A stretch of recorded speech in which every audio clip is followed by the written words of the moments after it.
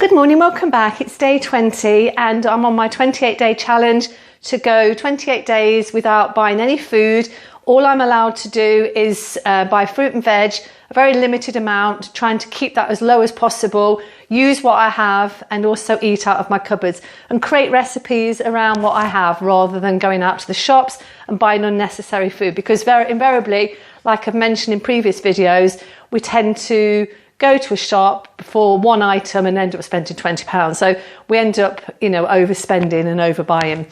And it's probably sometimes we take it home and we've already got 4 cans of baked beans and we've already bought another 4 because they're on offer or something like that. So just gonna have a quick sip of my lemon water. I've got no coffee left now, so I'm on my dandelion coffee, but I've already had a cup this morning. So I've just got some water and lemon. And in this water, I have some rose hip syrup, which is what I forage this in late autumn, and I make a syrup out of it. It's made with, this one's actually made with organic sugar, but you can make it with honey. You can infuse it in honey. Really good for your immune system. So I forage that. I'll also show you a couple of other things that I've made as well. This one was actually a gift from a friend. This is black currant vinegar. So you can put this on pancakes. Again, foraged. Nice little present my friend brought me. And this is elderberry vodka. Now, I don't drink a lot of alcohol, but I have 1 teaspoon of this every day, and it's got the black elderberry in it. Really good for your immune system. It really boosts you up. It's good for any viruses around. It will attack the virus and keep you well. And I've been drinking this since, last year. When we went into lockdown, I made a big batch of this, and I continuously got one making. So this is the latest one I've just opened, and I shall make another one probably next week. I need to get some more vodka. Okay, so that's my little stash of homemade stuff. I've also in here got a little tiny tincture of hawthorn, and this is really good for your heart. So I just put a couple of drops of that in with the elderberry and have that as well. And again, this has got vodka in, and it's really, really good to keeping your heart healthy. Okay, so there's a little bit of a medicinal opening to my video today. So I've got a little list of what I'm going to talk about. So cleaning my cupboards out, and I found quite a few items that some of them were like the last little dregs that needed cleaning and washing the bottles out and things. And what am I going to make with it? So I decided to make a mix of seeds and nuts. And this is going to be blended. It's going to be ground into a powder, milled. And then I'll put it into the fridge. And I'll have a scoop of this every day on my cereals or for breakfast or in a yogurt or anything like that. So I keep these little peanut butter containers are really useful. So what I'm going to do is, I'm just going to put that there, is I'm going to just show you what's in here, because I've got a whole mix of this. And when you buy these from the supermarket, they're quite expensive.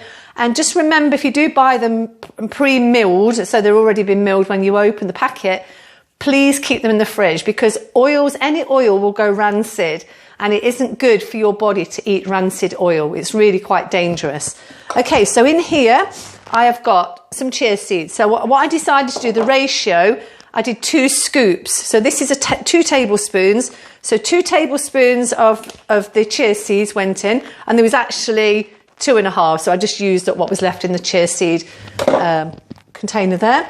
There's 2 tablespoons of pumpkin seeds. I'll just run through what I've got in here. 2 scoops of hazelnuts, 2 scoops of sunflower seeds. It doesn't matter if you haven't got any of these, anything. 2 tablespoons or 2 scoops of the sesame seeds, 2 scoops of some hemp seeds, and 2 scoops of ground or the flax seeds, or what they're called linseed sometimes. I think flax seeds are called in the States, and I think England call them linseed, but I think gradually we're using the word flax seeds now just to be more clear. Okay, so that's all in there. There's also some peanuts. I found a container full of peanuts, which again, that can be washed out and reused. And then I can just grind all of these. So I'm just going to show you how I grind them. If you've got a coffee grinder or a little grinder like this, these are really useful to buy. I bought this off Amazon a couple of years ago, about 3 years ago. It's been absolutely great. So I'm not going to do much of it, but I'm just going to show you how easy it is. So basically, I'm just going to put a little bit in here. This is the setting for dry ingredients. So I use this grinder for my coffee. So I'm just going to put that amount in. It's going to be quite noisy, so I'm just going to whisk that on. Good idea if I actually switch it on. Or make sure it's... That's it.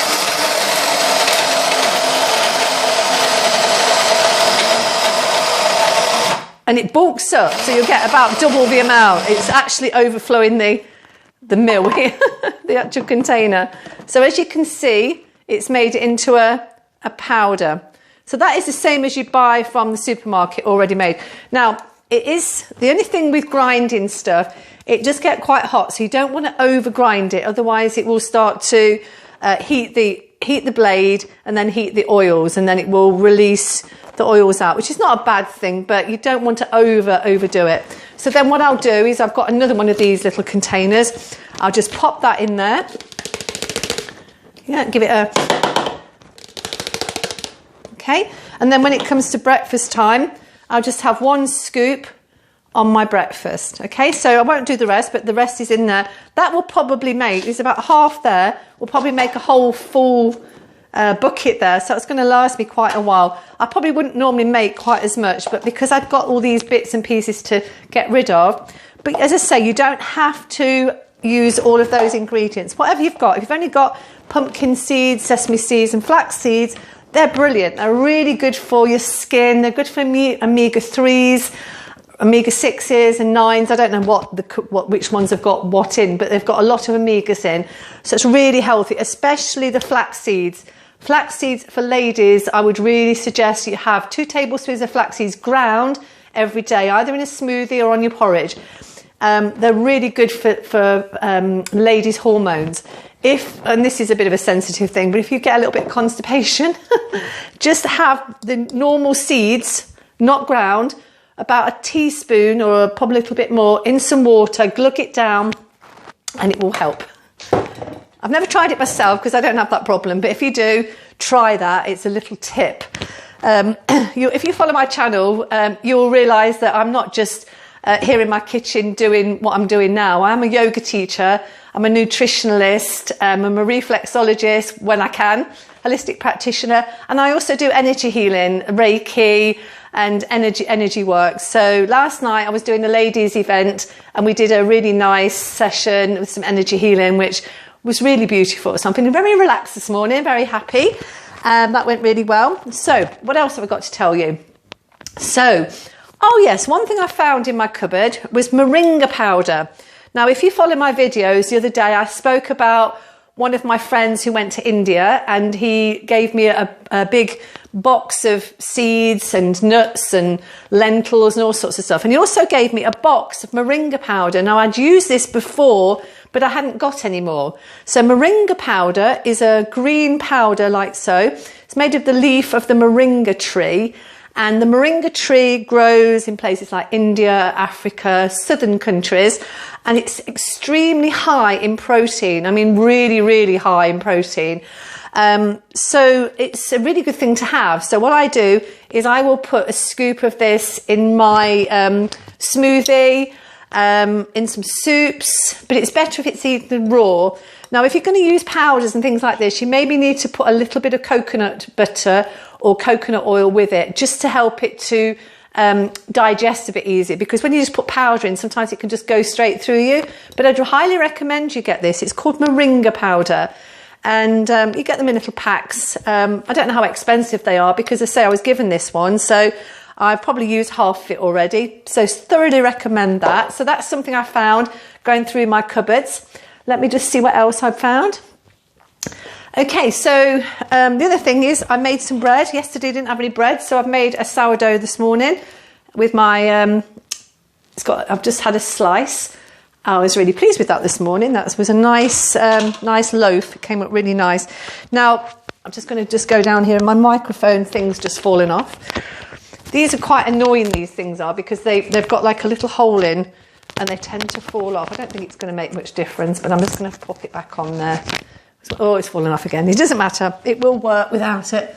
Anyway, I'm not going to stop the video just because of that falling. I'll just leave it as it is because we're nearly at the end. What else have I got to tell you? Oh yeah, so I am just going to be starting to get outside. So some of my videos soon will probably be outside in my garden and showing you what I'm doing to prepare my garden for spring and for summer and for my crops, my veggies and stuff with my vegetable boxes. Quite excited this year because I'm actually just studying a horticultural course. So I've become a little bit more aware of how to do things a bit better than last year. And that course was excellent. So if you fancy doing that, it's a level 3 and you get a diploma in horticulture. And it's a very intense course. It's amazing. It's with Learn Direct if you're interested. I'm not getting any promotions from that if I recommend them, but I would definitely give them a good review. So gardening prep. So I'm going to prep my raised beds in the next few days. I've got compost. So I keep all of my compost cuttings, any vegetable peelings. I save my cardboard and I break it all up. And anything that's compostable, I will put it in my vegetable box, my composting box. So that will get turned over. I do use an activator which will help to break the process down a bit quicker. And so that's where I am. You can also put things like coffee grinds. You can put bits of cuttings out of your garden. You don't want to be putting too much. I tend to be careful about putting weeds in there because you can still, if they've got seeds on them, they will encourage to grow again in your garden. So I'm a bit of a stickler about the weed situation. I don't know how that works. Maybe you can let me know. I often use, especially this time of the year, when the gardens hasn't got a lot growing, I will buy some chicken poo in the big containers. I usually buy them from Aldi. They're about £5 for a big bucket. And you sprinkle that on all over your garden before you start planting up. And then that gives it time to mix in. You can also mix it in with your compost if you've got a composter. So you would do a 50-50 ratio. What I'm going to start doing, I'm going to start to save my coffee grinds when I start drink coffee again. So when I've got coffee grinds, I'm going to keep a separate container, one of these again, on the side, and I will just put my coffee grinds in there and let them dry. Now, the reason I'm going to be using them separately rather than putting them in the composter is I'm growing tomatoes this year, and I've just been reading that coffee grinds are really an excellent thing to use on your tomatoes. So I'm going to give it a try. I had a really good crop of tomatoes last year. So yeah, we'll see where it goes. So I'm going to probably have a little experiment. I like doing experiments. So have one pot where I don't put the coffee grinds on and one pot that I will, because I always tend to grow them in big pots. So we'll see how the experiment goes, and I'll document that on this channel, and then you can see where I am. So I think that's me done today. What I'm having for my dinner tonight, I'm just going to get this recipe. I'm going to make, it says a vegetarian alternative luxury chestnut and shallot pie. It's a really old recipe. I've had it for absolute years. It's a cutting out of a magazine, and I should retype it out really and put it in my little book, but I tend to use it. So it's got everything in here I have got. I don't need to buy anything. I've got a pouch of chestnuts, which I can use, and I've found some chestnut flour, which is really going to be quite nice, and I'm going to use that as a pastry. It also has nuts in the pastry, but because I'm using the chestnut flour, I will omit putting the nuts in. It says pecan nuts or walnuts, and then the actual filling is onions, shallots, red wine vinegar, the chestnuts, thyme, and it says some Stilton crumbled over. This is a vegetarian recipe. I haven't got any Stilton. I have got a little bit of vegan mozzarella, fake cheese, and I don't know about you, if you're vegan. This vegan cheese business, I'm not into. I'm sorry. I've tried to keep buying it, and I've bought a few different varieties and different packages, and I get tempted. Oh, that looks good because of the package. It looks like a piece of camembert, and you get it home and it tastes exactly the same as all the other cheeses. It tastes fake. It's got this horrible coconut taste. you can't sell it to me. I've tried as many varieties as I can and it doesn't wash. I have got a recipe that I will be making in the next couple of weeks maybe on how to make this vegan cheese using lupin beans. And if you remember back when I first started this challenge, I actually managed to get a pack of 6 lupin seeds or lupin beans, I keep calling them beans, and you can make like a mozzarella cheese. So I'm going to see how that works out. I have made vegan cheeses in the past, which have not been too bad, but this shop bought stuff, I'm sorry, you can't tempt me with it. I'm not going to buy it again. I am mostly vegan now, and because this month of the 28 days, it was necessary for me to go down the vegan line, because you can't start buying dairy products and stuff because you can then have to shop for it. Anyway, I think I've waffled on enough. I've kept it to 16 minutes, trying to keep the videos fairly short, but I hope you found some of the content today really interesting. Tomorrow I'll show you my compost and how it's doing for my gardens, hopefully if it's a nice day. Have a lovely rest of your weekend. It's Saturday today, so have a lovely weekend, and I will see you either tomorrow or Monday. Have a great day. Bye-bye.